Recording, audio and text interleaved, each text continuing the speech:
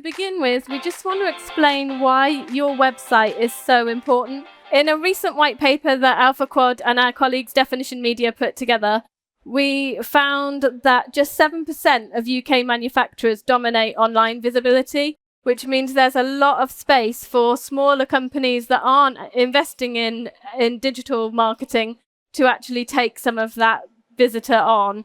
75% of buyers prefer a self-service experience these days, so it is really important to make sure that your website caters for that. 57% of people are through their decision-making process before they even speak to a salesperson. So there's a lot of work that your website needs to do before your sales teams can take over.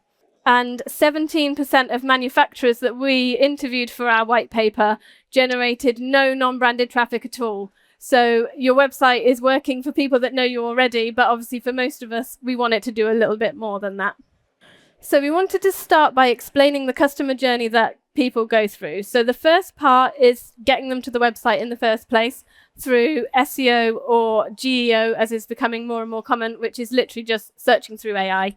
Once they then land on your website, we need that to be converting them into a lead or customer, which is through the copy, the video, and the animations and design of the site. That will generate growth for your company. So just to explain what we're talking about in this session this afternoon, SEO is something that a lot of people have heard of. It literally stands for search engine optimization, and it is the practice of optimizing your website in Google, Bing, and other search engines so that when someone goes along and searches for a keyword, you get found. And then GEO is a new term that's branded around all the time, which stands for Generative Engine Optimization. And that is literally just the increasing in search through AI. So why are both of these so important? So the main reason is that they attract high quality traffic. So if someone is going to Google and searching for something, the intent is already there. They clearly want to find a product or a service, and you need to make sure that it's yours that comes up. You also need to rank above your competitors. So we generally find that if you're not in the top 5 positions in a search result, you're not going to get a click. So there's really not very much space to be competing for. And if you're not investing in it and making sure that you're found, your competitors will be doing it instead. It builds a long-term strategy. So actually, it can take quite a long time to achieve the results that you need through SEO. So often we say to people to allow at least 6 months before you're going to get into those top 5 positions, as long as you pick the right keywords. But once you're there, it's actually quite hard to topple you away. As long as you keep working on your website, keeping it fresh, keep that content there, you will maintain that position for a long time.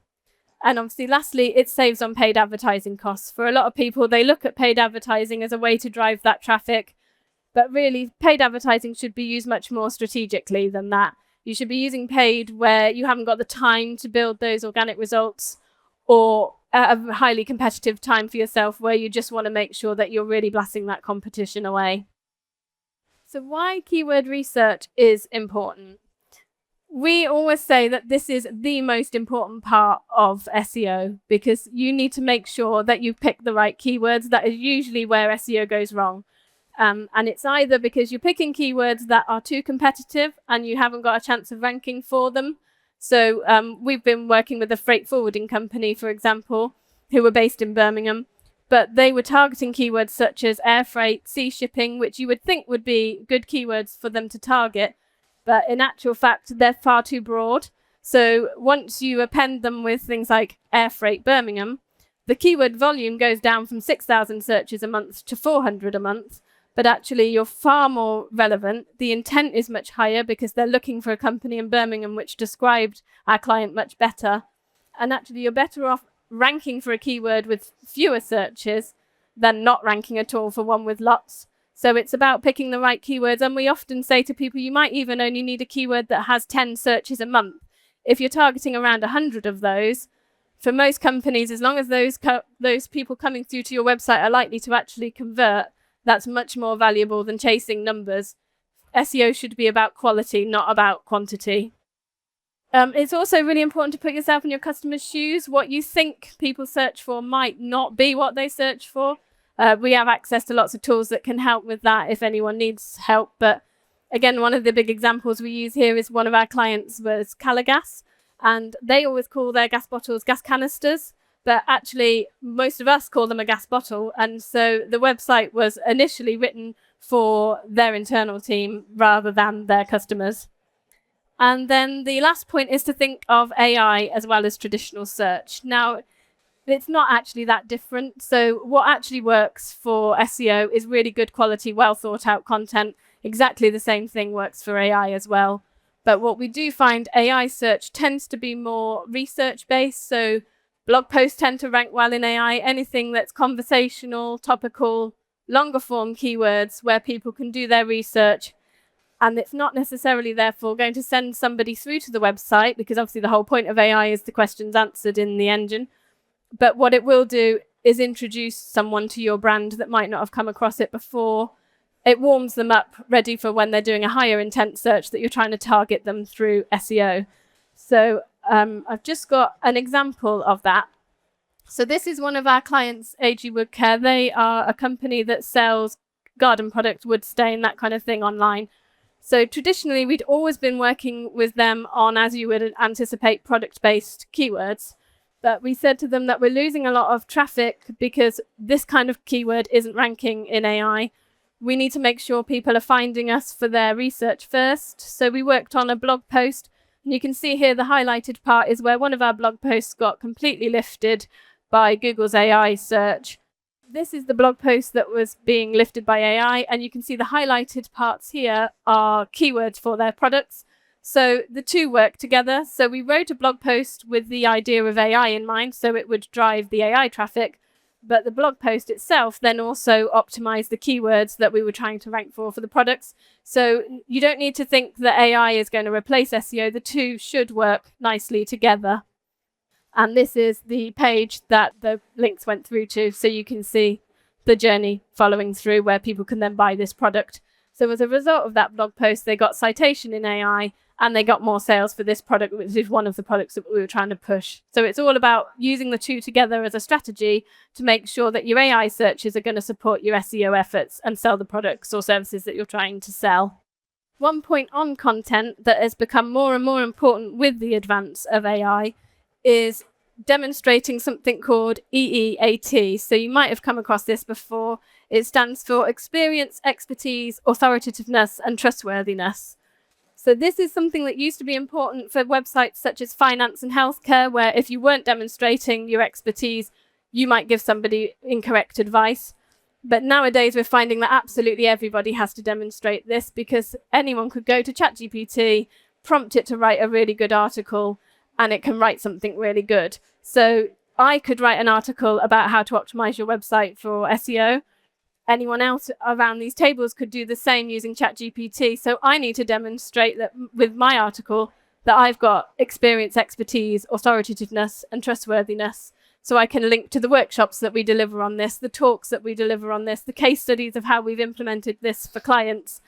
And it's become so important to make sure that your website does more than just drive traffic, but it also converts it well as well, which is where I'm going to hand over to my colleague Martin, who will talk more about what to do with your website.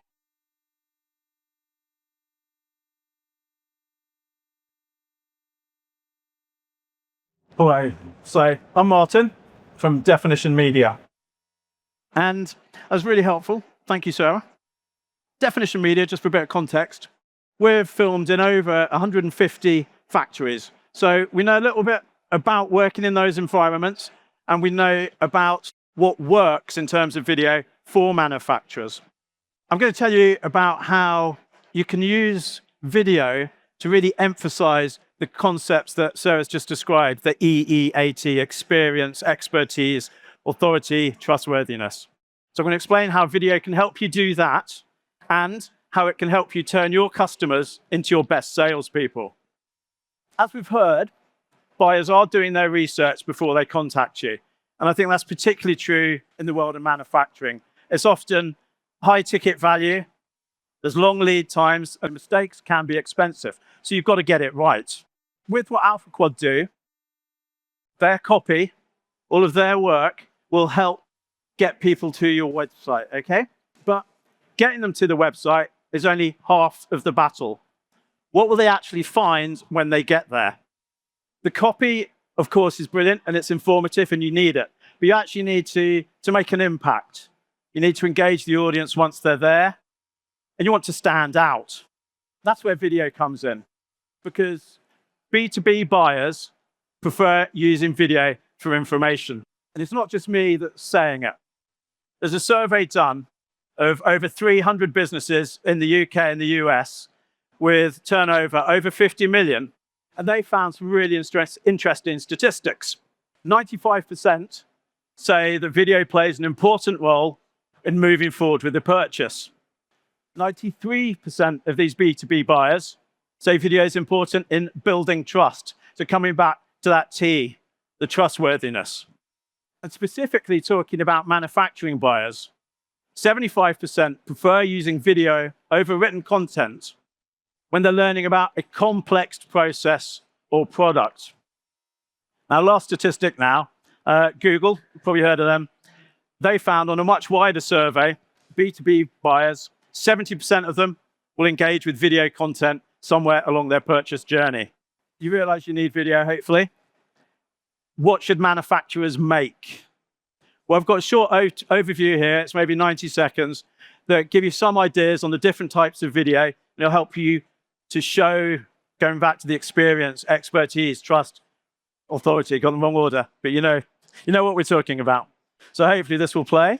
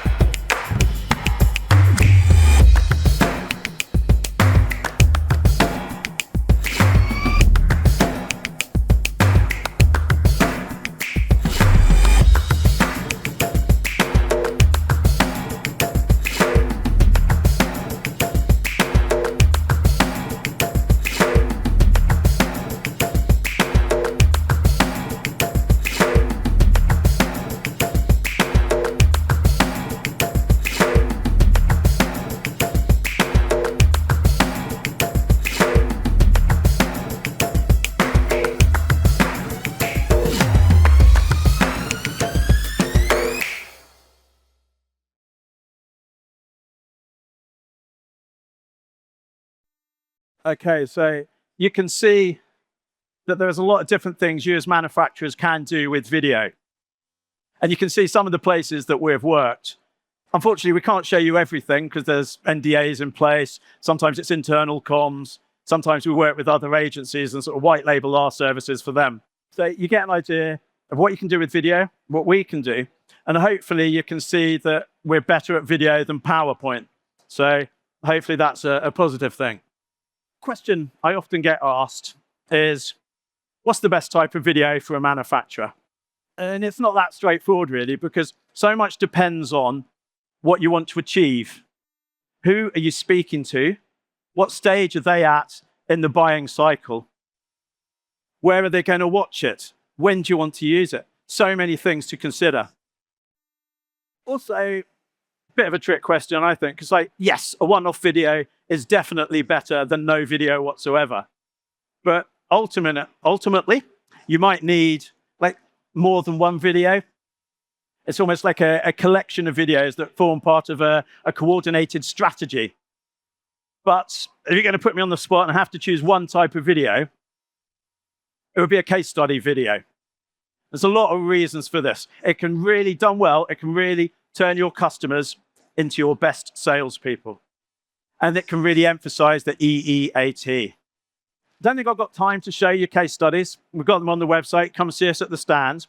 So we've got case studies we've made for our customers, speaking to their customers. We've made case studies with our customers, talking about us. So we're practicing what we preach they're talking about the experience of working with us. I don't think we've got time for that, so I'll just give you a few little tips. If you're thinking about a case study video, think about these elements. First, most important thing is the customer. Who's got a great story to tell about you and your business? It's not always that simple. Sometimes they might not be allowed to. Big companies might not be seen to endorse one particular supplier. So that can be an issue occasionally. There might be NDAs. But the second part of choosing the customer is finding someone that's going to be comfortable in front of camera. You don't really want someone that looks like a rabbit in their headlights. But don't worry too much about that, because on top of the technical skills, the camera and the lighting and all of that, we're quite experienced at working with people that aren't used to being on film. So it's part of our job is those soft skills to help people relax and make sure that they come across well on the film. Next thing, it's got to be authentic. Okay, you've got to let them speak in their own voice. There's no point just giving them a marketing script that they're just going to recite. You can tell someone's reading it. They don't necessarily believe it. They're a bit robotic. So you've got to give them a bit of freedom to speak in their own words. Yes, agree a few bullet points you want to cover, but let them do it. Because ultimately, the best case study shouldn't feel like marketing. It should be more like sort of, peer advice. Think about the structure of your case study video. The chances are people already know about your products and the services you provide. They're not necessarily here to find out about that. They're here to find out about you and what it is like to work with you. So the structure should really focus on the problems or the challenges that the client had and how you helped them. So the product is not the hero of the video. If you've got measurable outcomes, brilliant. Quantify results, that's even more powerful. You've increased productivity, you've reduced waste, whatever it might be. Those sorts of numbers give it some real clout. I'm going to say quality is important. Yes, you can do things on your phone, you can do it yourself, and there's room for that. It all helps. But I would say if you're looking for big deals and high prices and things like that, you want to show professionalism in everything that you're doing. So I'd argue that it's worth investing in video. And it's not just a one-off thing that you make and forget. You have a couple of days film and you get so many assets that you can work with. Blog posts, clips for social media, all sorts. So once you've got your video, what is next? Now, getting back to the SEO and the type of things that Sara was talking about, Google doesn't actually watch videos like a human does. It reads the signals that are around the video. So you need to optimize those elements. Transcripts, closed captions, descriptions, chapter points, and timestamps are even more important now because search engines are going to actually zoom in into particular parts of your video, not just say, here's a video that answers your question. It will tell you the time and the place in the video that is most relevant. And then when you've got your videos, you need to get them out there, you need to share them. Touching on what Sara said earlier, when you're looking at the numbers, don't go for the vanity matrix that say, yes, it's gone viral, I've got 1 million views. If those people are never going to buy your products and services, it's not really much point in it, is it? So it's all about working and getting the video in front of the right people. And that sort of brings it full circle to the SEO and everything that Sara was talking about. Getting the right people to your website, the right people watching your video, that's really where it makes a difference. So I think we've come to the end of our time here. Sara and I are around if you've got any questions. We're at the stand, C97. Come and see us. Thank you very much.